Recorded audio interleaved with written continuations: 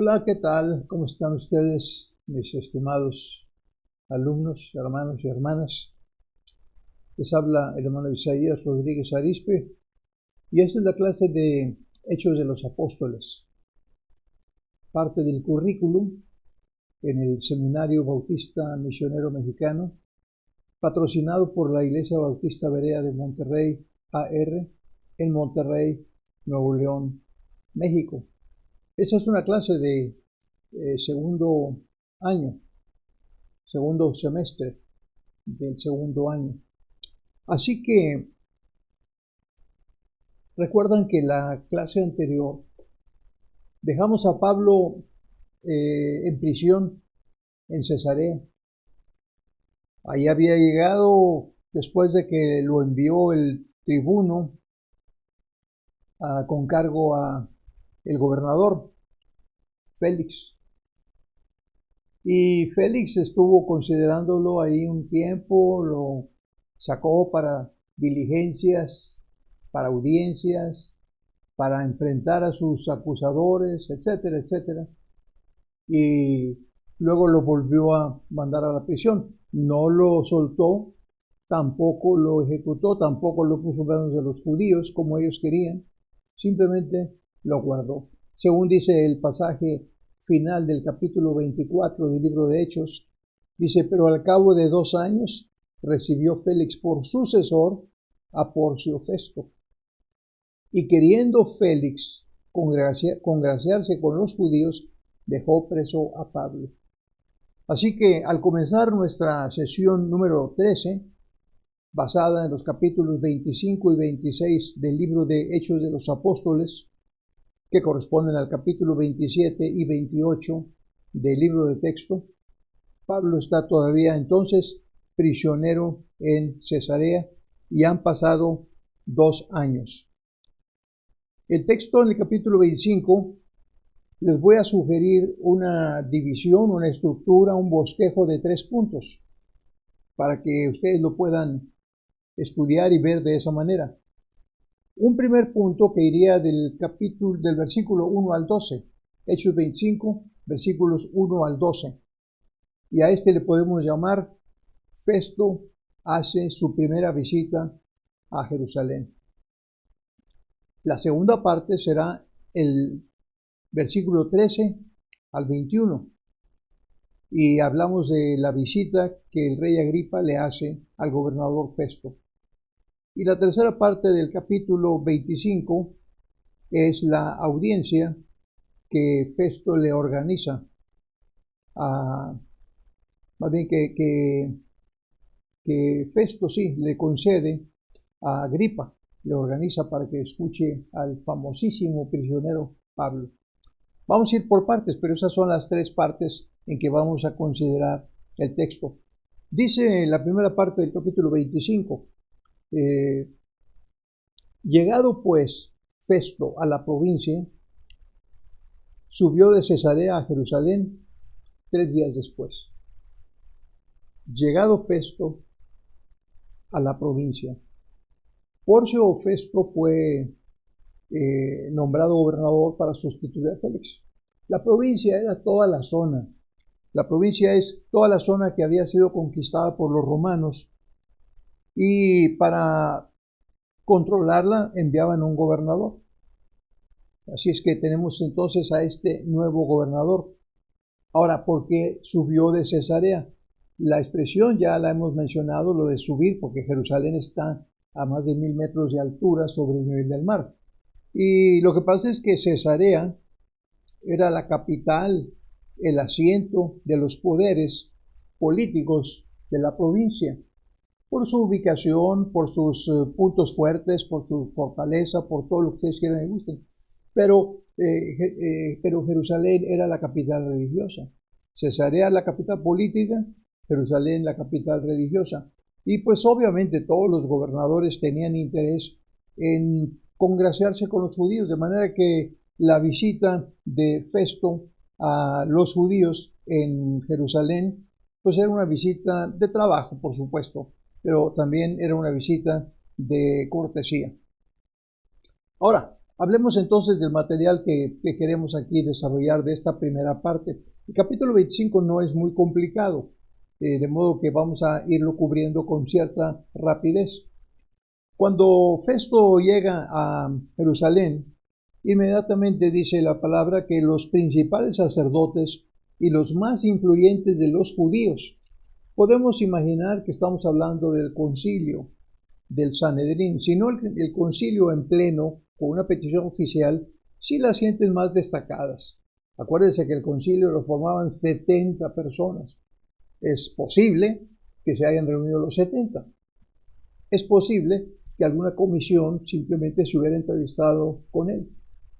Y se presentaron entonces para volver a acusar, para revivir, para recordar la causa que había en contra de Pablo. Y le pidieron, como un favor especial, que remitiese a Pablo a Jerusalén para poderlo juzgar allá.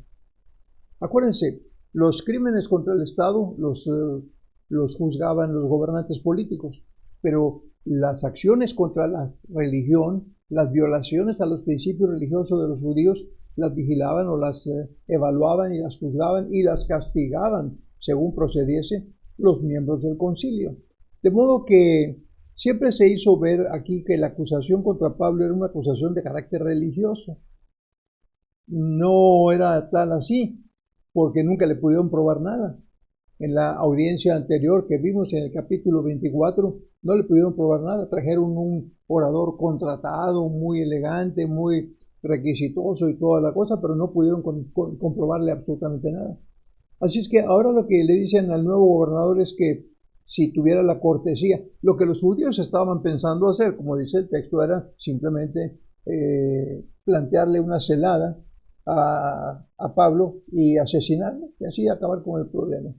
Obviamente el gobernador sabe de esas cosas y les dice que no es posible porque Pablo está allá guardado en Cesarea, pero que otra vez pueden venir a Cesarea y vemos el caso como está. Acuérdense, han pasado 2 años, el caso está cerrado.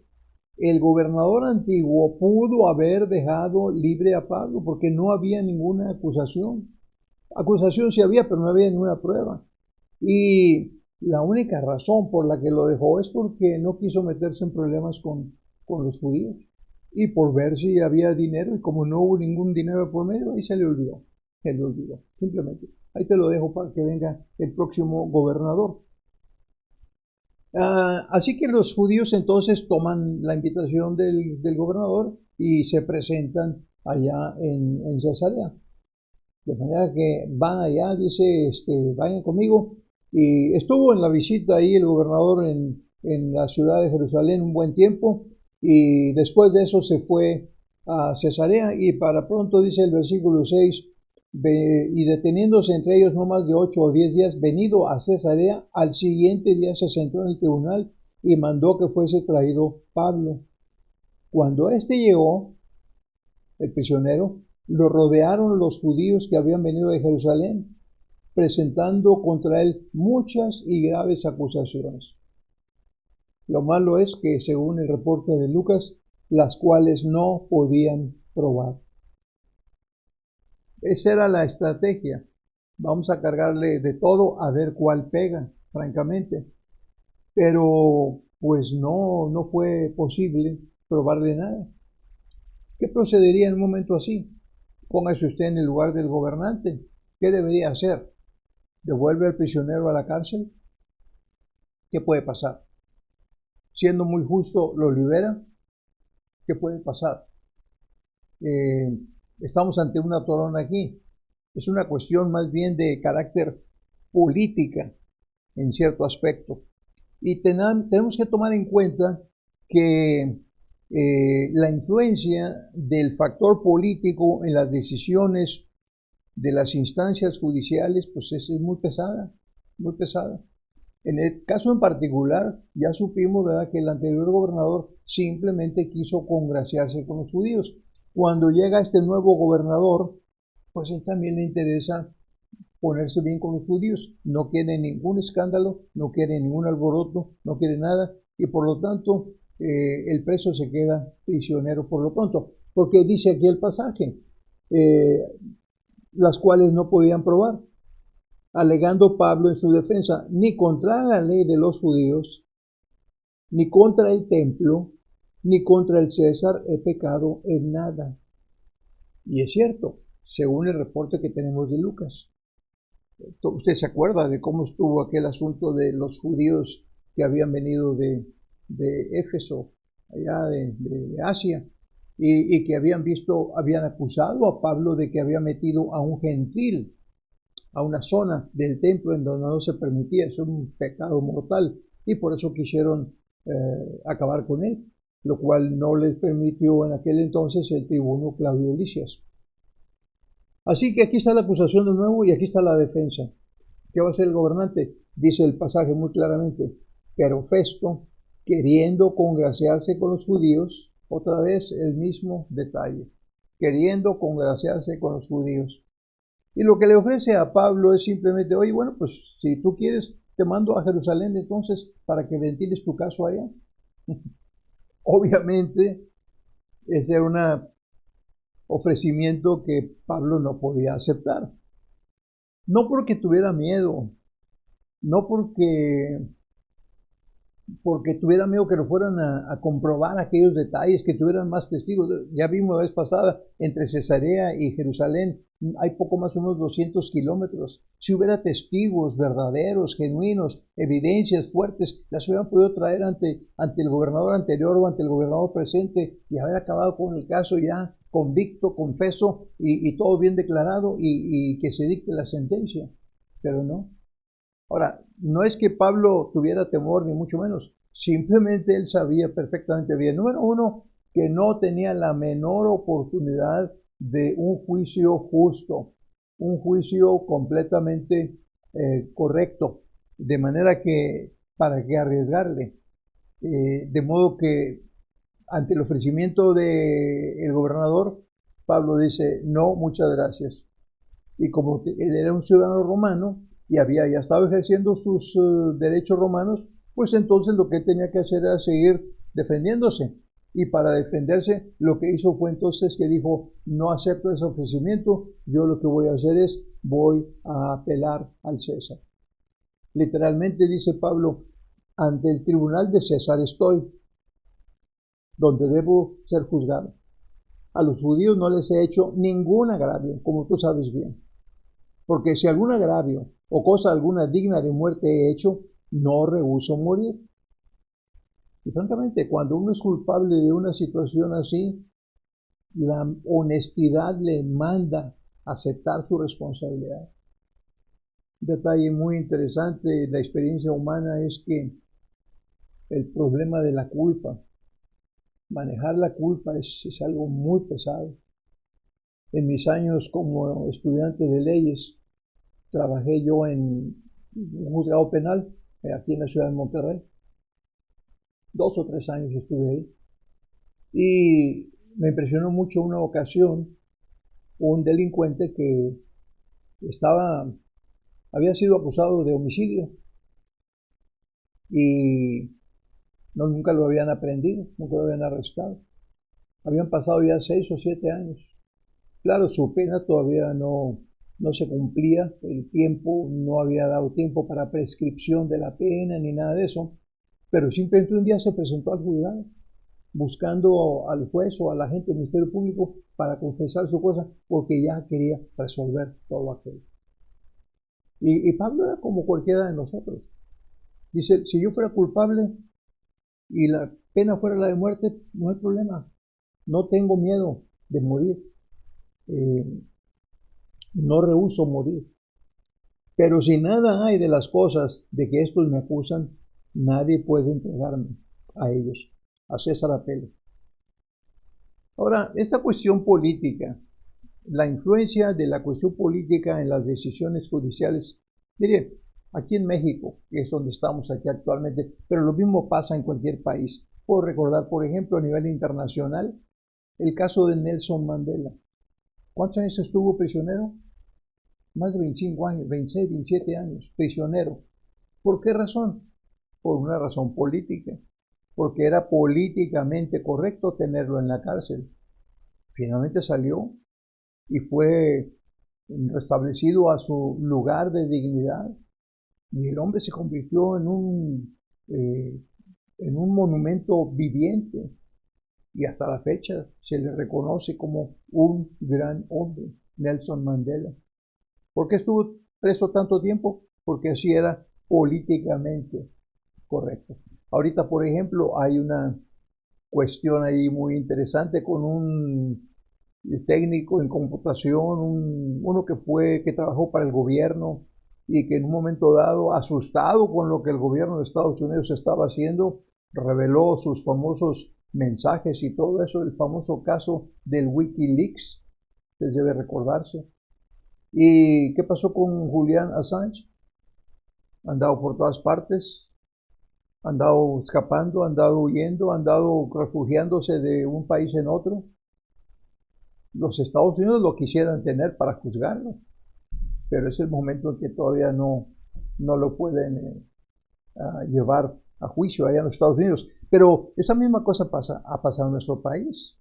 Yo le puedo mencionar, ya tengo bastante experiencia. Algunos de ustedes tal vez recuerden el nombre cuando les diga Joaquín Hernández, el famoso Quina, líder del Sindicato de Trabajadores Petroleros de la República Mexicana, cuando el petróleo estaba en auge, en apogeo. El hombre tenía poder para dar y quitar, y se podía enfrentar a los presidentes. Su sindicato era muy, muy, muy poderoso. ¿Qué sucedió cuando llegó al poder Carlos Salinas de Gortari? Lo detuvieron, por lo que usted quiere y guste, y lo tuvieron en la cárcel por años. Así es. Pero sale Carlos Salinas de Gortari, ¿y qué pasó con el siguiente periodo? ¿Qué hizo su sucesor? Aprendió a su propio hermano, a Raúl Salinas de Gortari, y también lo tuvo prisionero varios años. Para sí tengo controlado a su hermano, el expresidente, y tengo controlados otros factores, de manera que lo políticamente correcto es esto. Y luego resulta que llega nuestro expresidente Enrique Peña Nieto, y usted recuerda qué fue lo que hizo. Casi de inmediato, la líder del sindicato de maestros fue a la cárcel. Y ahí estuvo un buen tiempo. Salió, creo que al final del periodo pasado, no sé mediante qué arreglos. Y ahorita dan una cosa, el nuevo presidente tiene también ahí en la cárcel a una mujer que fue funcionaria del gobierno pasado. Y así va a ser, casi se lo aseguro de aquí en adelante, porque esa es una parte de la naturaleza humana. Pero usted dice, pero no debería ser así. Y yo estoy de acuerdo, no debería ser así. Además, en el caso de Pablo, no le pudieron probar nada. ¿Por qué lo van a tener entonces prisionero? Quizás cuando venga el nuevo gobernador, Porcio Festo, las cosas cambian. Pero no, ya vimos que no cambiaron. Hemos comentado entonces la primera parte de este capítulo 25. Vamos rápidamente a la segunda parte, 25, del 13 al 21. Festo recibe la visita del rey Agripa. A propósito del rey Agripa, quiero recordarle o quiero mencionarle que el autor de nuestro libro de texto tiene todo un apéndice, todo un apunte en su libro de texto que se llama La familia herodiana. La familia herodiana. Y ahí viene todo eso. A menudo nos confundimos con Herodes, y qué Herodes es este y qué Herodes es, porque todos se llaman Herodes. Pero tenemos que recordar que todo comenzó con Herodes el Grande. Y luego pues el hijo era Herodes I. Y este Herodes que aparece aquí sería Herodes II. Pero también es Agripa. Así es que nomás para que usted mantenga los nombres y las épocas más o menos bajo control. Viene Agripa y viene acompañado de Berenice. Berenice, su mujer. Y vienen a saludar a Festo. Ahora, No me voy a meter mucho en la cuestión política, sería interesante, ¿verdad?, dar un paseo, pero no queremos usar nuestro tiempo para eso y averiguar de qué tanto gobernaba Agripa, cuál era su relación con Roma. Obviamente, si este es el rey por el lado judío, esta es la autoridad judía. Agripa era un judío y no solamente eso, sino que era también de creencias religiosas judías. Y entonces resulta que viene a visitar a Festo, a saludarlo nada más. Y dice el pasaje, como estuvieron ahí muchos días, Festo expuso al rey la causa de Pablo, diciendo. El reporte que le da Festo a Agripa es un reporte muy completo y muy interesante. Tal parece que Festo no lograba entender bien a bien toda la situación, la complejidad de esas cosas de los judíos. Y entonces él dice que, pues que tiene un prisionero, que tiene un reo que se lo heredó el anterior gobernador. Y dice, acabo de ir a Jerusalén y recientemente, y luego me presentaron ahí los líderes ahí judíos y todo eso, pidiendo que lo condenen. Pero bueno, yo les dije que en el sistema nuestro, la autoridad romana no condena a los inocentes, pero si se le puede demostrar algo, pues se le demuestra. Y le da una larga narración ahí de algo que nosotros ya conocemos. Y le dice, ¿verdad?, en pocas palabras, que es una cuestión de carácter religioso. Y lo condensa en estas palabras. Dice, sino que tenían contra él ciertas cuestiones acerca de su religión y de un cierto Jesús, como un hombre cualquiera, ya muerto, el que Pablo afirmaba estar vivo. Y obviamente Festo se declara incrédulo. Festo era romano, vamos a decir así. Él era un gentil, él no tenía ningún antecedente de cosas judías, ni mucho menos. Y él dice, yo, en el verso 20 del capítulo 25, yo, dudando en cuestión semejante, cuestiones religiosas así, vaya, yo no creo en esas cosas. Le pregunté si quería ir a Jerusalén y a él ser juzgado de estas cosas.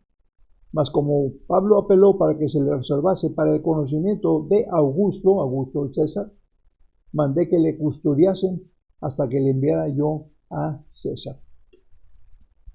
La sección está ahí muy sencilla, no hay mayor complicación, es meramente una introducción de la visita del rey a Festo y de la presentación del caso.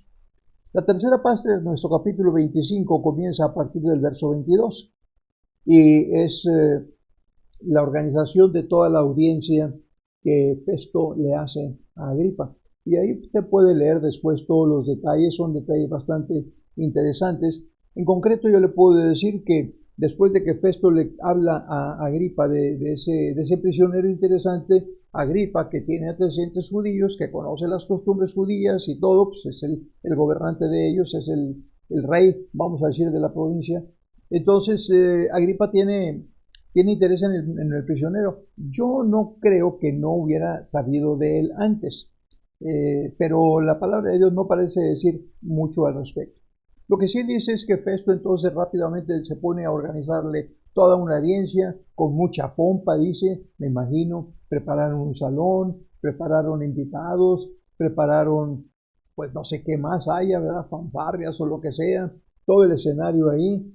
Si fuera un día de hoy, habríamos dicho que llamó a la televisión y a los reporteros para que estuvieran presentes, pero viene entonces el rey, después de todo ese rey, viene el rey con su mujer y a la audiencia, y entonces Festo hace una presentación y dice, Rey Agripa, verso 24, y todos los varones que estáis aquí juntos con nosotros, aquí tenéis a este hombre respecto del cual toda la multitud de los judíos me ha demandado en Jerusalén y aquí, dando voces que no debe vivir más.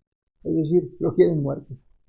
Pero yo, hallando que ninguna cosa digna de muerte ha hecho, fíjese qué declaración tan interesante. El gobernador está diciendo, yo ya revisé su causa y no encuentro que haya hecho ninguna conducta digna de muerte. Sin embargo, pues como él apeló al César, he determinado entonces que le voy a enviar a César. Pero el problema está en que no tengo una base jurídica para enviarlo. ¿De qué lo voy a acusar? Voy a mandar el expediente, voy a mandar una carta de consignación o de lo que sea. Y resulta que, ¿de qué lo voy a acusar?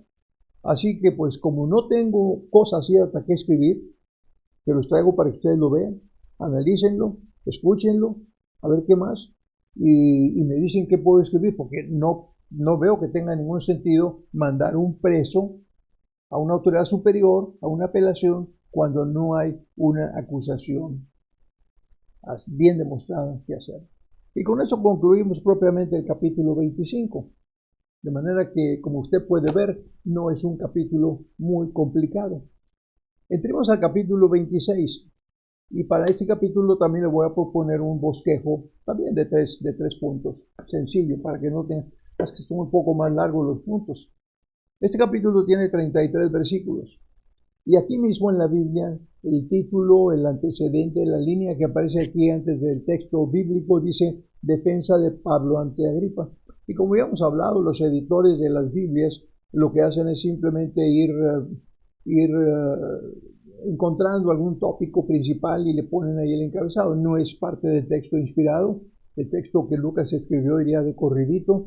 Los análisis y los bosquejos, incluso el que yo le voy a sugerir o a proponer, tampoco es inspirado. De hecho, es un poco diferente a lo que tiene aquí el capítulo. Yo también tengo 3 puntos nada más, a pesar de que es un capítulo bastante largo.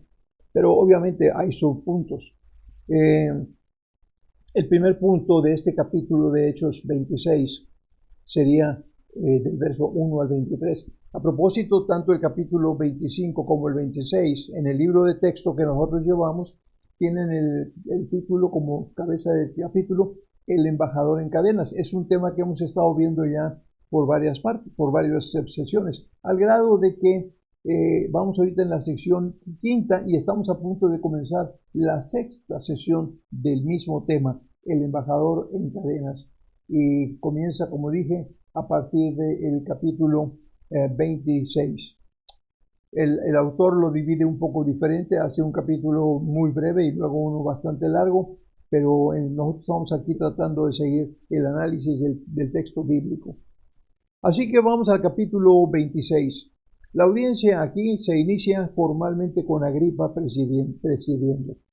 Ahora, el que debería haber presidido era el gobernador, pero por su ignorancia de los asuntos judíos, aparentemente le cede el privilegio al rey, al grado de que el rey es el que encabeza y todo, y le dijo el rey a Pablo, se te permite hablar por ti mismo. Qué curioso, ¿no? Bueno, en cierto aspecto no es más que un detalle de educación. Se te permite hablar por ti mismo. Es decir, un reo no puede hablar antes de tiempo si no se lo permite la autoridad. Podría caer en desacato o en alguna otra incorrección. De modo que el rey le dice, adelante, tienes tú la palabra. Y ahí entonces comienza Pablo una defensa de una manera muy formal, comenzando por reconocerse afortunado por tener a Agripa presidiendo, porque Agripa conoce mucho más de las cuestiones judías. Obviamente, como una persona que conoce mejor, puedo explicarle un poco mejor mi situación y él me va a poder comprender también bastante mejor. Así que comienza, como digo, reconociendo la fortuna que le toca al tener a Agripa como encabezando la audiencia.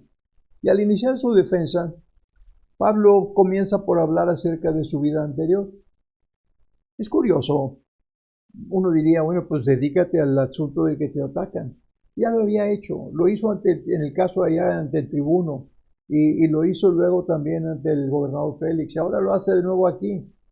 Y va a ser la misma cosa. Pablo evidentemente tiene ya su defensa en mente y sabe cómo la va a llevar. Y él está tratando de demostrar algunos puntos importantes de los cambios en su vida, de modo que comienza primero por hablar acerca de su vida anterior, a partir del verso 4. Estos podrían ser algunas subdivisiones de esta larga primera parte de este capítulo. Mi vida anterior. Mi vida, pues, desde mi juventud, la cual desde el principio pasé en mi nación, en Jerusalén, la conocen todos los judíos. Qué interesante, desde el principio. ¿Qué acaso Pablo no era originario de otra parte? ¿Se acuerda de dónde era? Tan así que se le conoce como Saulo de Tarso, una provincia de Cilicia. Pero él dice aquí, yo aquí he estado desde joven. ¿Qué pasó? Pues probablemente sus padres lo mandaron a prepararse a Jerusalén. Jerusalén, como dije, era la capital de los asuntos religiosos. De manera que los mejores maestros, las mejores escuelas, los mejores rabinos estaban en Jerusalén. Se hicieron famosos aquellos rabinos que tenían escuelas diferentes, que enfrentaban interpretaciones diferentes, ¿verdad? Y Pablo fue enviado entonces allá. Y todos sabemos, porque Pablo lo reconoce en varias ocasiones, que él estudió, dice, a los pies de Gamaliel, aquel famoso rabino también, miembro del Sanedrín, miembro del concilio. Y era un orgullo, porque Gamaliel era una persona recta, era una persona equilibrada, era una persona proba, una persona muy respetada por todos los judíos. Así que desde el principio estuve ahí y dije, y es conocido de todos. Todos me vieron crecer, todos me vieron ahí como un adolescente, como un joven, como un aprendiz, como un iniciado en las cosas de la religión. Y dicen entonces que también todos saben, por si acaso hay necesidad de que testifiquen, que yo, conforme a la más rigurosa secta de nuestra religión, viví fariseo. Usted sabe que había varias sectas dentro del grupo de los judíos. Estaban los fariseos, estaban los saduceos y estaban los esenios. Hay quien por ahí menciona algunos otros, pero estas eran las tres principales. Y durante los tiempos de Cristo realmente los más destacados eran los fariseos y los saduceos. Y siempre tenían aquella disputa unos y otros, porque unos creían en la resurrección y otros no creían en la resurrección. Los fariseos sí creían en la resurrección de entre los muertos. Dice Pablo, continuando con su defensa, y la va llevando lógicamente y la va desarrollando. Y ahora, por la esperanza de la promesa que hizo Dios a nuestros padres, soy llamado a juicio. ¿De qué promesa está hablando? ¿De qué padre se está hablando? Obviamente no está hablando de su padre carnal. Está hablando de nuestros padres. Hoy en día nosotros aquí en nuestro país, cuando hablamos de los padres fundadores, pues hablamos de Hidalgo, hablamos de Morelos, hablamos de ese tipo de personajes que soñaron un México X. Bueno, Pablo está hablando acerca de los patriarcas de Israel.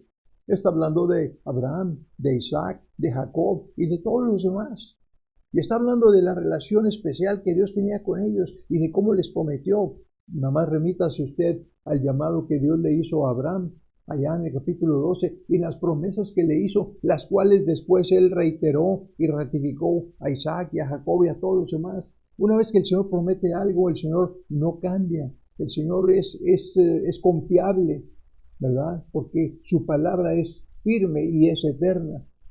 De manera que Pablo está diciendo, yo fui criado en el judaísmo, yo conozco las profecías, yo conozco la Torah, los libros de la ley, esos 5 libros famosos, conozco la historia, conozco los profetas, sé de las promesas que Dios hizo a los padres y yo soy un fiel creyente de eso. Y por eso me están acusando. Dice, promesa cuyo cumplimiento esperan que han de alcanzar nuestras 12 tribus. Para este momento que Pablo está hablando, ya no hay 12 tribus. Sin embargo, él tiene el concepto total de las 12 tribus. No me quiero desviar, pero aquí está para una consideración de carácter escatológico. El concepto de las 12 tribus es un concepto bíblico. Y si bien es cierto que durante el cautiverio de los asirios 10 tribus se perdieron, por así decirlo, lo cierto es que para Dios esas tribus no están perdidas. Y Pablo entonces parte de ese principio y dice, promesa, por la esperanza de la promesa que Dios hizo a nuestros padres, promesa cuyo cumplimiento esperan que han de alcanzar nuestras 12 tribus, sirviendo constantemente a Dios de día y de noche. Por esta esperanza, por creer en los profetas. Note usted esta posición, porque es una posición que más adelante la vamos a poder ver ya más realizada. por esta esperanza hecha por Dios a los patriarcas. Por esta esperanza, oh rey Agripa, soy acusado por los judíos. Ahora, lo cierto es que todos los judíos ortodoxos tenían la misma creencia. Ponga usted que tal vez no todos creían en la resurrección de los muertos. Los judíos, es más, en este momento, no creo que ellos tengan ese artículo de fe sobre la resurrección. Ellos no creen en la resurrección. Los judíos de hoy están esperando todavía la revelación del Mesías. Por eso Pablo mete aquí esto, dice, por esa esperanza. Y luego dice aquí enseguidita, que se juzga entre vosotros, cosa increíble que Dios resucita a los muertos. Ahí mete entonces esta otra cuñita. Es decir, si es por eso está bien, entonces yo me declaro culpable.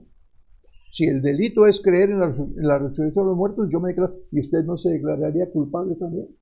¿O no cree usted en la resurrección de entre los muertos? Luego Pablo continúa en su defensa y dice que realmente como fariseo, él en un principio él fue perseguidor de los cristianos. Y vaya que fue perseguidor de ellos, los asolaba. Lo sabemos por la información que tenemos en los primeros capítulos del libro de los Hechos y por otras referencias históricas. Y él dice, yo ciertamente había creído mi deber hacer muchas cosas contra el nombre de Jesús de Nazaret. Ya iba apareciendo el meollo del asunto de la historia inicial de Pablo, cuando era todavía Saulo y estaba ahí en las escuelas de los rabinos. Y cuando como fariseo se empezó a labrar su nombre y empezó a llamar la atención de las autoridades y de todos sus conciudadanos, Pablo era respetado y era temido. Y dice, yo creí mi deber hacer muchas cosas contra el nombre, lo cual también hice en Jerusalén.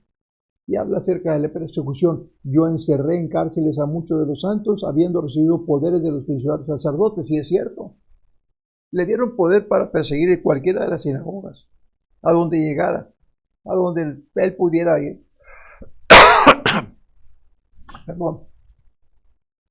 Él podía entrar en una sinagoga y hacer ahí caos y arrestar a los que él quisiera y vámonos. Por lo pronto ya van arrestados. Ya veremos después a ver qué pasa. Y muchas veces, como suele suceder todavía hoy en día, muchos inocentes continúan en las cárceles. No solamente eso, sino cuando hubo algunos que fueron llevados al cadalso y se tomó la votación en el concilio, ¿cuántos creen que este merece la muerte? Pablo dice, yo di mi voto. Yo di mi voto y sabemos lo que sucedió en el caso de Esteban. Y muchas veces castigándolos en todas las sinagogas, los forcé a blasfemar. Y enfurecido sobremanera contra ellos, los perseguí hasta en las ciudades extranjeras. Tan es así que le habían dado autoridad para que fuera al norte, allá a Siria, allá al oriente del Líbano. A Damasco iba a ver a quienes encontraba por allá en las sinagogas adorando. Ahora viene aquí ya luego un cambio muy interesante, porque habla entonces a partir del verso 12 de su conversión. Y la narra ahí con todo detalle. Mientras yo preparaba esta lección, estudiaba y pensaba yo, qué interesante sería, pero no tenemos el tiempo, de hacer un estudio comparativo de todas las narraciones, las tres principales narraciones que Pablo hizo de su conversión a partir del capítulo 9 del libro de los Hechos. Y tratar de poner así como en los cuadros de los evangelios sinópticos, qué evento mencionó Pablo en una, qué evento mencionó en otra, qué evento mencionó en otra. Y lo que tenemos realmente es una mezcla de esas tres narraciones. Por ejemplo, en el capítulo 9 tenemos ahí una expresión que no se dice en los originales, pero que evidentemente los escribas, los copistas, la tomaron al conocer la narración más adelante y le pusieron ahí el agregado.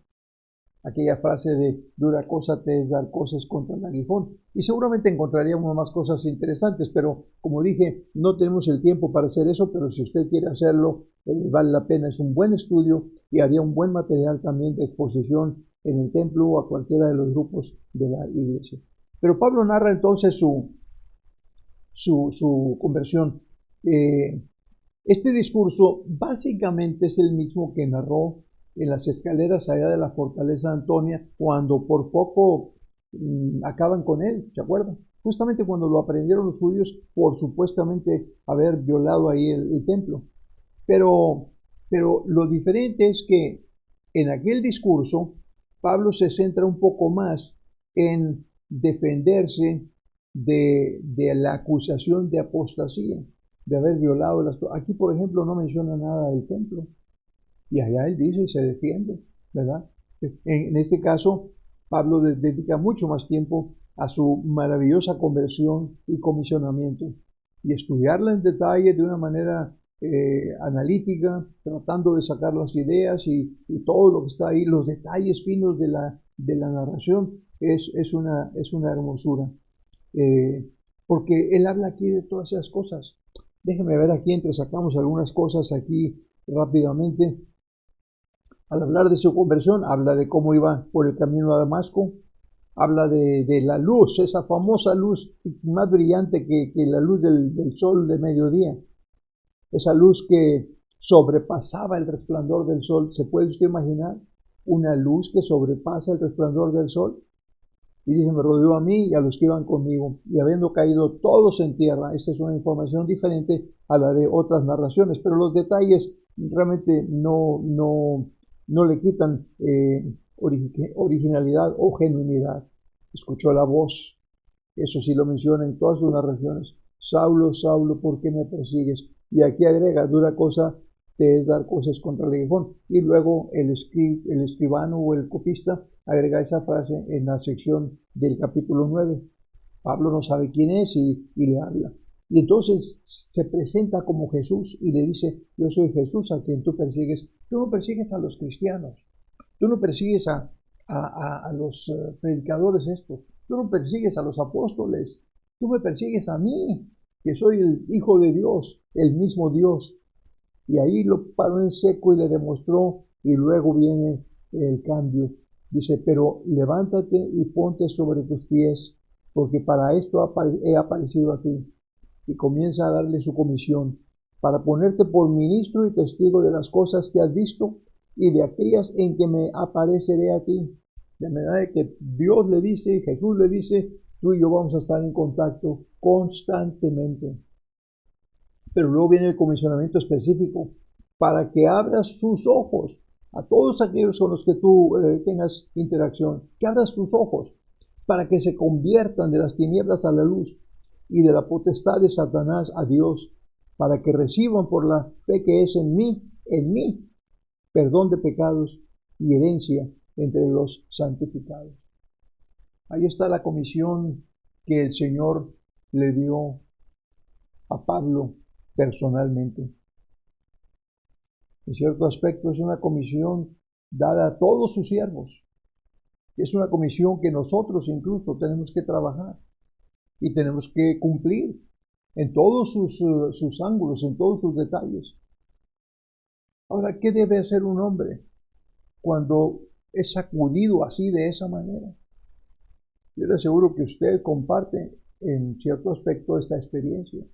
Tal vez usted no tuvo un encuentro con el Señor camino a Damasco, ni siquiera tiene idea de dónde está Damasco, pero estoy casi seguro que estoy hablando a muchos, como yo, que yendo por nuestro camino de una manera un tanto cuanto displicentemente, el Señor nos paró en seco, de una forma u otra. Él sabe cómo, Él sabe cuándo, Él sabe a quién. Y dijo, ¿sabes qué? Necesito que cambies de rumbo. Necesito que ahora hagas esto. Yo te tengo a ti escogido para esto, lo que llamamos la experiencia de llamamiento. Y una experiencia así no es posible olvidarla y no es fácil tampoco sacarle la vuelta. Así que Pablo está hablando y diciendo, por esto cambié de conducta. Esto fue lo que me hizo cambiar totalmente. Yo andaba persiguiendo cristianos, pero cuando me encuentro con que al que persigo es a Jesús mismo, no lo puedo perdonar, no lo puedo olvidar, no lo puedo soportar. Y cuando el Señor me dice, tienes esto y esto y esto de encargo de parte mía, ¿qué voy a hacer? ¿Qué tengo que hacer? Nada más que obedecerle. Y Pablo continúa diciéndole al rey todavía, el rey está atento, el rey está con mucha atención, igualmente está también su acompañante, y también está por ahí Festo, definitivamente. Y todos están atentos, sin pestañear, a lo que Pablo dice. Y Pablo continúa diciendo, por lo cual, oh rey Agripa, no fui rebelde a la visión celestial.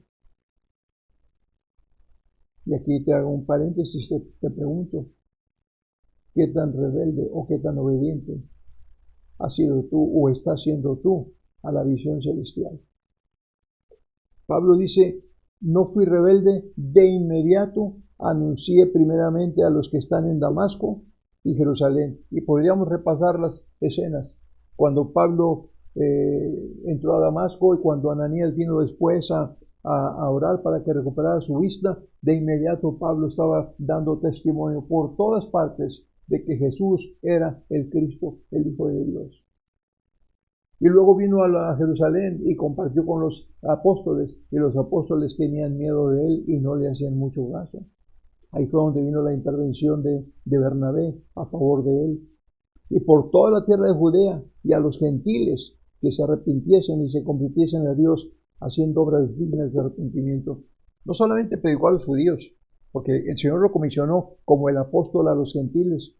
Y usted se acuerda allá por el capítulo 14 del libro de los Hechos, que Pablo llega en un momento dado y dice, ¿sabe qué? Me voy a los gentiles. Y claro, nunca dejó a los judíos tampoco. No, nunca los abandonó, pero su ministerio fue a los gentiles y había comenzado ya de hecho. Probablemente habría que revisar bien el dato, la cita, pero había comenzado él y había comenzado con sus viajes misioneros.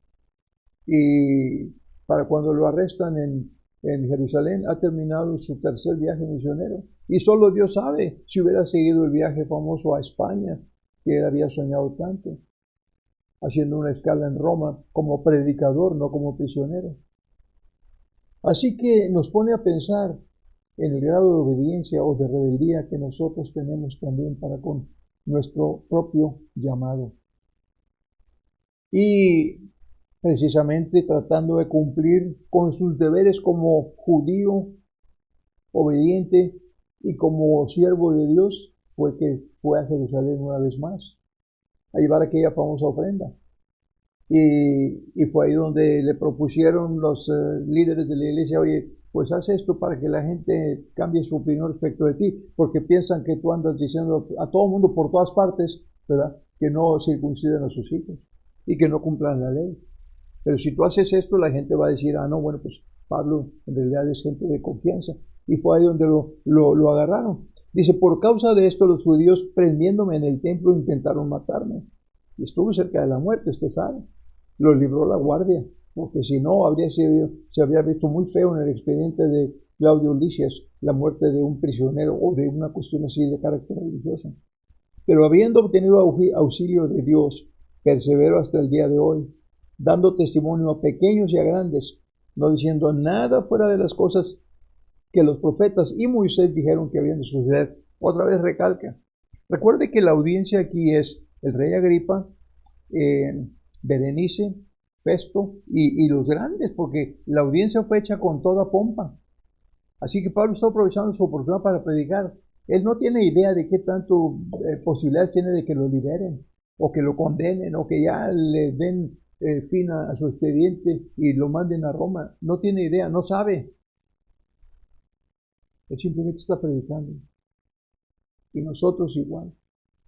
No sabemos cuándo. Puede ser esta la última clase que yo imparta, o puede ser el último mensaje que yo predique, o la última visita que haga, o el último llamado que haga. Nunca sabemos. Nadie sabe. Así que, pero no he cambiado mi mensaje.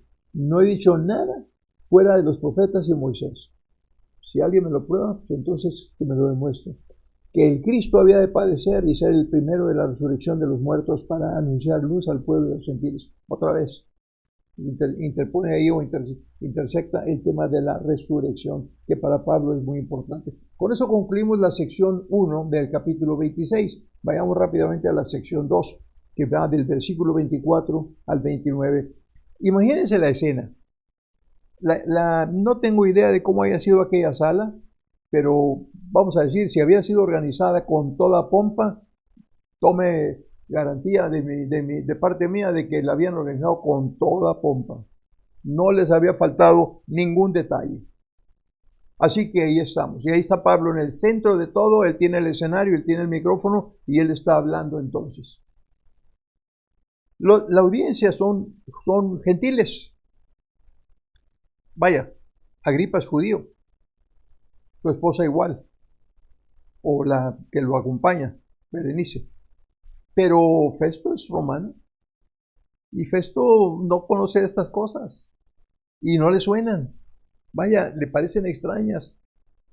Pero el mensaje está siendo tan convincente, tan persuasivo, está siendo tan confrontativo, que llega un momento en que Festo ya no aguanta.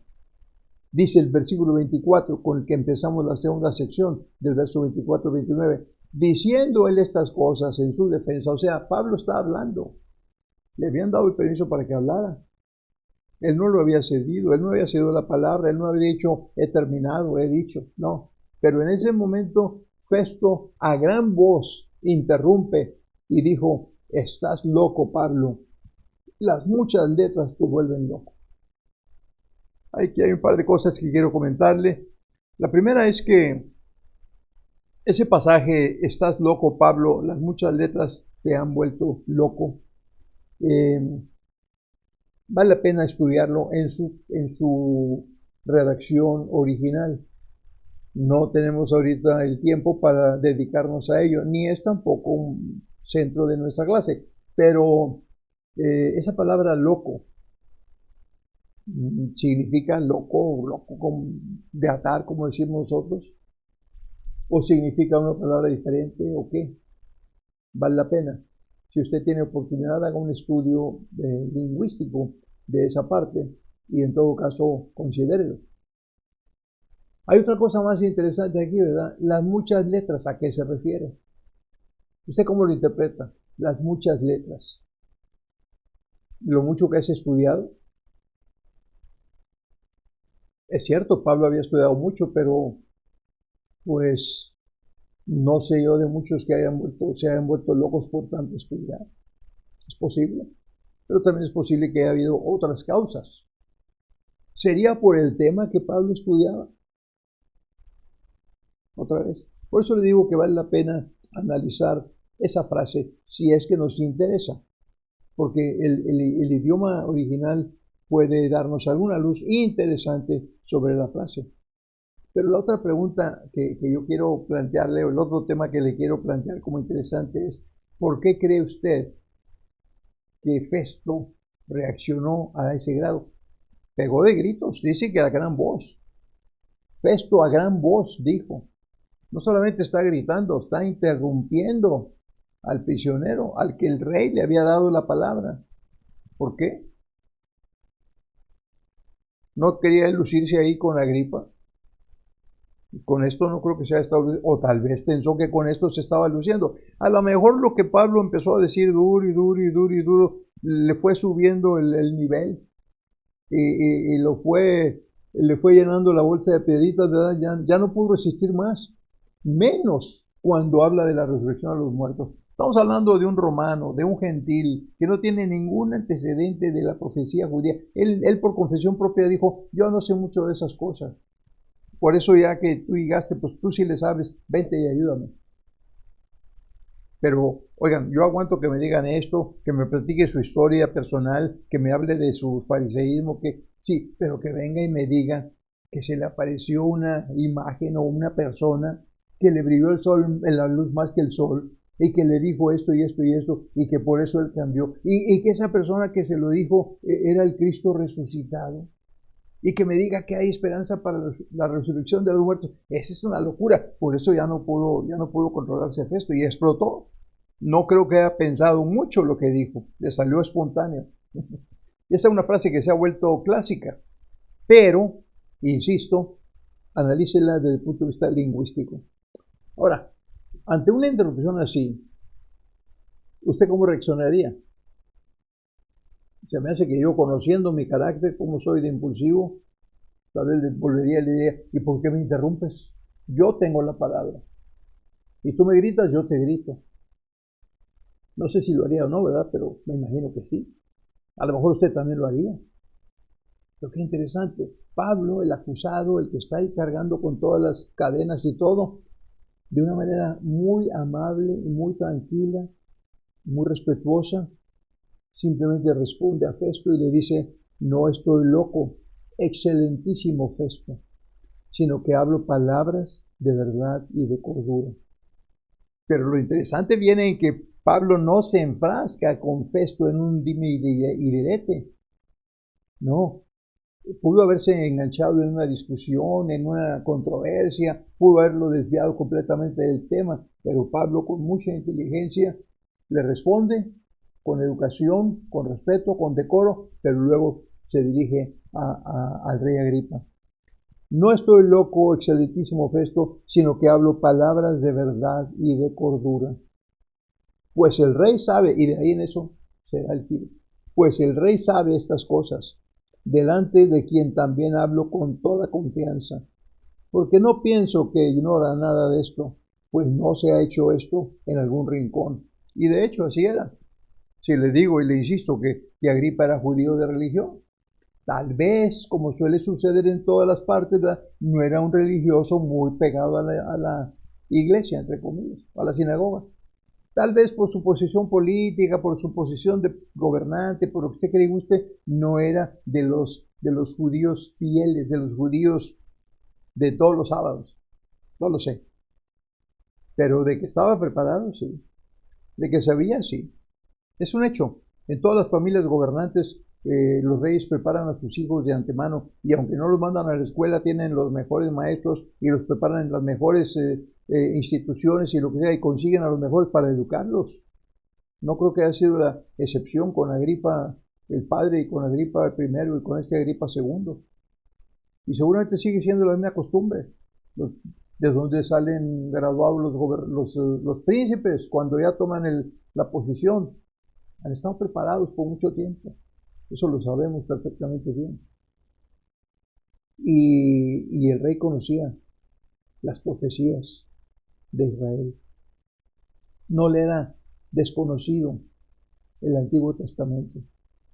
Para este momento, los libros, los documentos, los pergaminos existían ya duplicados, ya en sus múltiples repeticiones, y sobre todo la preparación. Por eso Pablo con toda confianza dice, no pienso que ignora nada de esto el rey, pues no se ha hecho. Y además los hechos que él había narrado, todo estaba público, todo estaba registrado.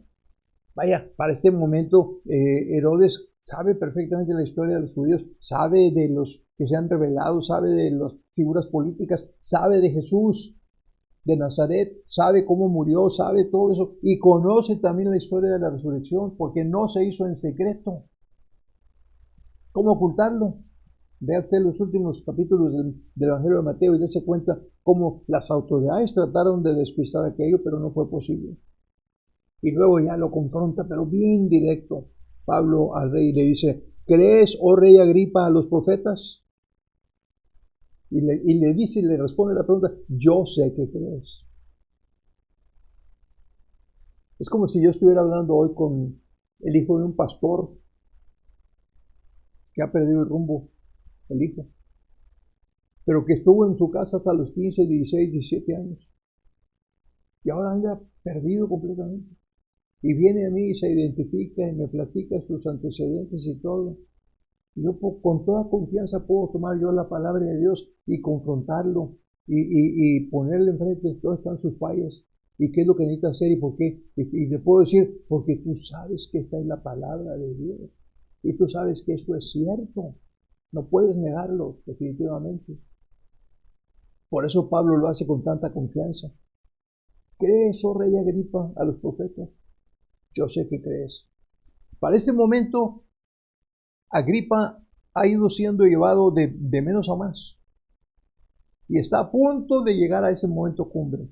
Y las palabras que tenemos en nuestra versión Reina Valera 60 dice, entonces Agripa dijo a Pablo, por poco me persuades a ser cristiano. Palabras que se han hecho famosas también, como las de Festo. Han sido título y tema para muchos mensajes.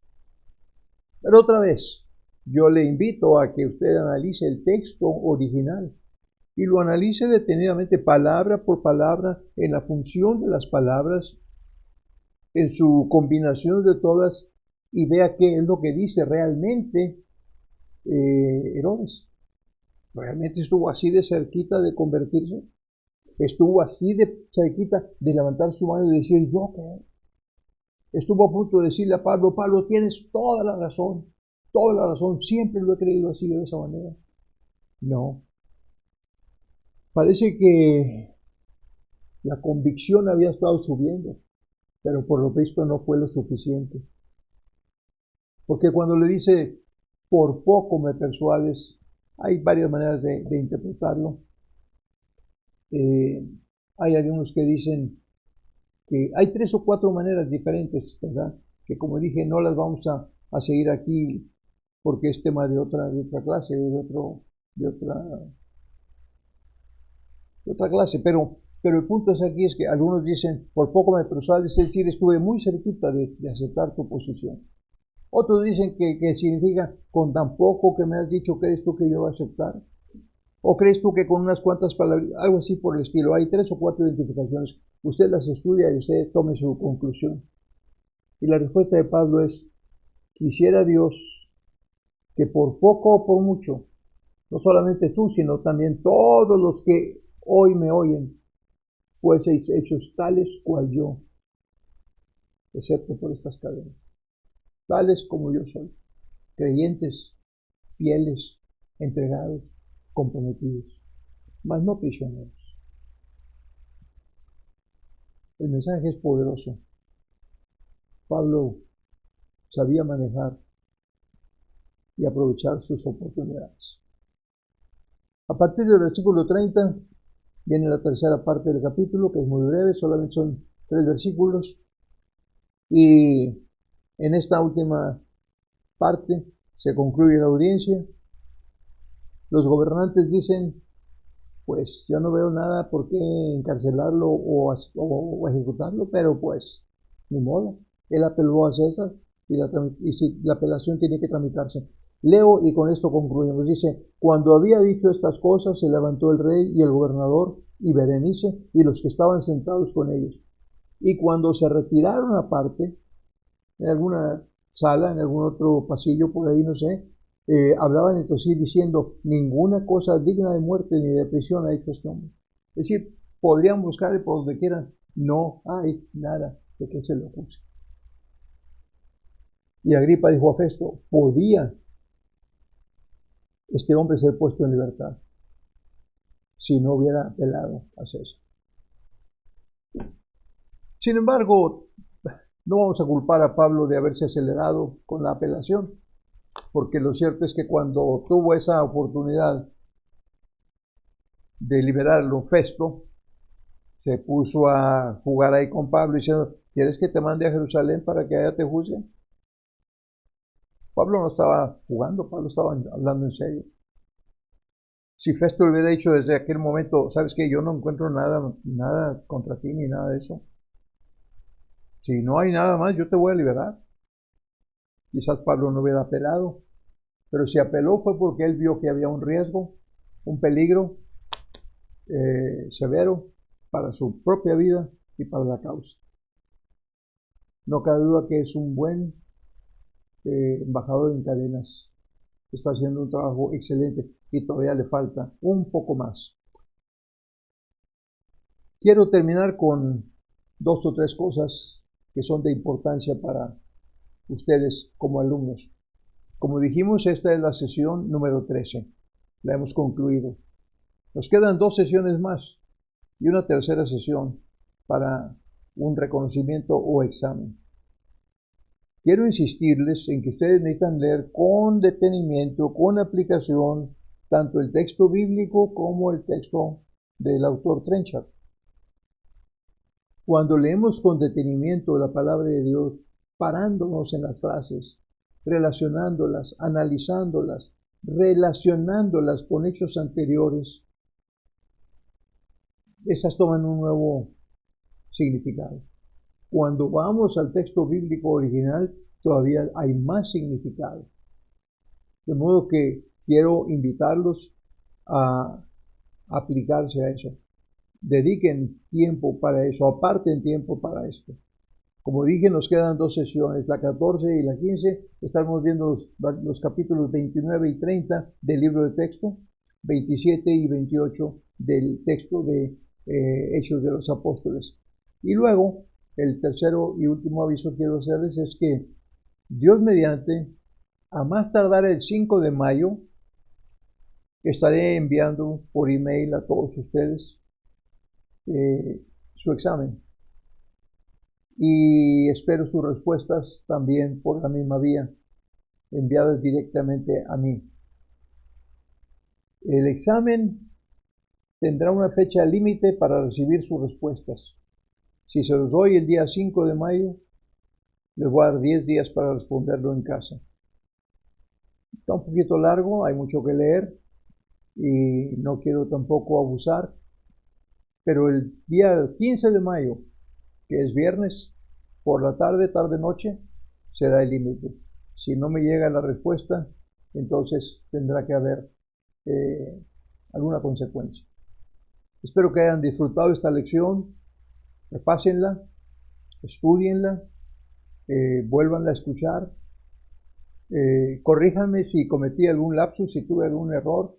No es extraño que eso suceda cuando uno habla más de una hora, ¿verdad?, sobre cosas históricas y los nombres tienden a confundirse. No me estoy disculpando de antemano, estoy explicándolo, pero estoy dispuesto a que usted comprenda esos errores y entienda que son más bien pequeños lapsos. Y con el favor de Dios nos vemos en la próxima sesión. Que Dios los bendiga.